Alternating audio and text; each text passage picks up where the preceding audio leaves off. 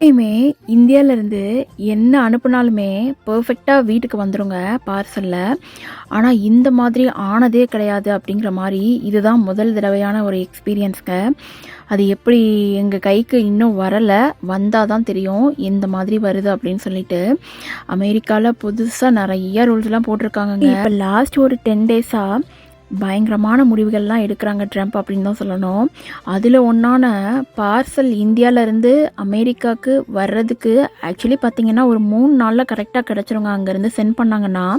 ஆனால் இப்போ எங்கள் வீட்டில் பார்சல் அனுப்புனது லாஸ்ட் சாட்டர்டே, ஆனால் இந்த சாட்டர்டே ஆயிடுச்சு, இன்னும் கையில் வரலைங்க. $2 மேலே எந்த நாட்டில் இருந்து பார்சல் வந்தாலும் பார்சலை நீங்கள் வாங்கும்போது கையிலேருந்து அமௌண்ட் நீங்கள் பே பண்ணி தான் வாங்கணும்னு சொல்கிறாங்க. கொரியர் ஆஃபீஸில் தான் இருக்குதாங்க. கேட்கும்போது அது என்ன சொன்னாங்கன்னா, நாங்கள் அதுக்கு சார்ஜ் போட்டுட்டு அப்புறமா உங்களுக்கு டீட்டெயில்ஸ் எல்லாமே மெயில் பண்ணுறோம். ஸோ சாட்டர்டே சண்டே வேறு லீவு, வெயிட் பண்ணுங்க அப்படிங்கிற மாதிரி சொல்லிட்டாங்க.